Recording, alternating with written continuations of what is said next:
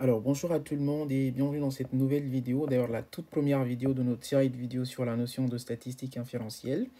Voilà, donc je tenais à commencer cette série de vidéos par une toute simple vidéo qui nous permettrait de comprendre l'intuition derrière la notion de statistique inférentielle.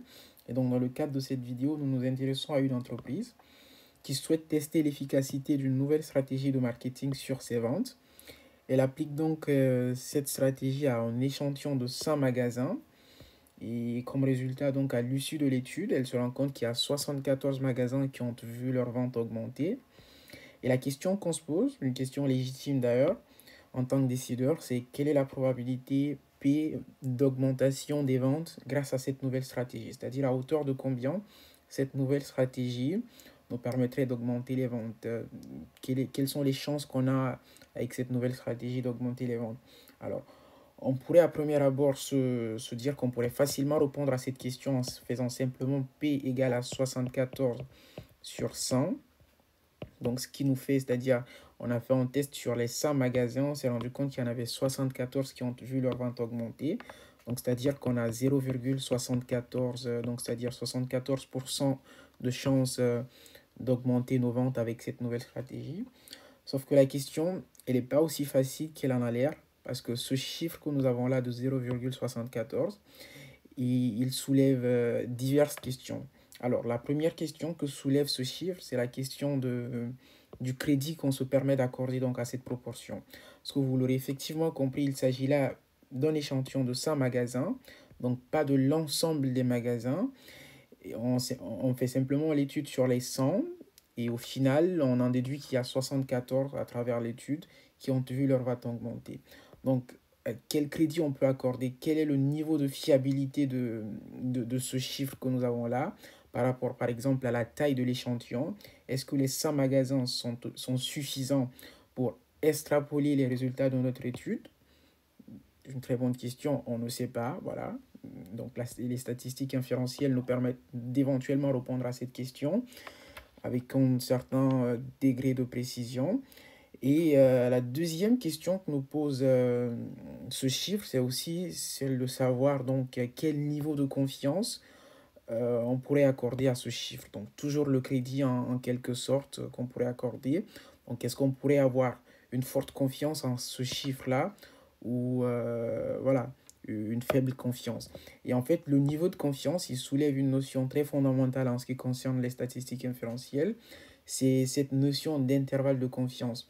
Donc là, on peut éventuellement quantifier l'incertitude autour de ce résultat en établissant un intervalle de confiance donc qui va définir tout un ensemble de valeurs que pourrait prendre cette statistique-là.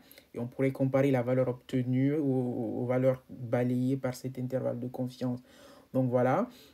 Et nous avons aussi une question très fondamentale qui est celle de nous demander est-ce que ce chiffre-là, est-ce que cette procédure que nous avons utilisée, ce calcul-là, est-ce que c'est fondé sur une modélisation mathématique cohérente? Donc là, c'est effectivement une interrogation qui pointe sur la validité du modèle statistique qui est utilisé.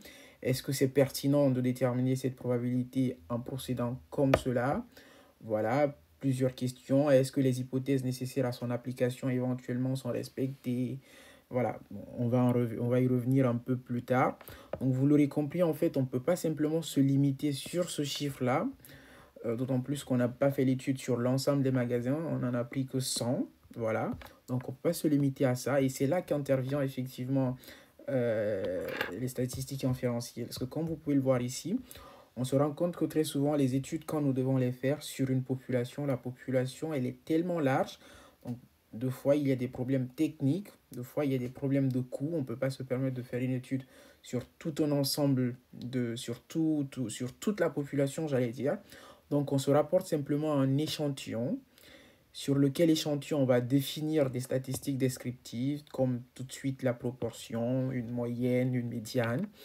Et on va essayer de voir à hauteur de combien on pourrait partir de ces valeurs trouvées là et extrapoler ça à l'échelle de toute la population.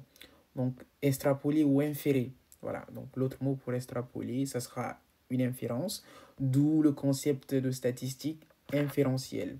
Donc, si vous comprenez, en fait, c'est partir d'une statistique descriptive pour dire de la manière la plus abécédaire possible. C'est partir d'une statistique descriptive comme une moyenne ou une proportion et se poser la question de comment pourrait-on inférer sur la population dans son entièreté. Donc, ça sera tout l'enjeu des vidéos qui vont suivre. Je vous remercie d'être là jusqu'ici. Donc, je vous dis à la prochaine vidéo. Et voilà, merci. Si vous avez des questions, n'hésitez pas dans les commentaires.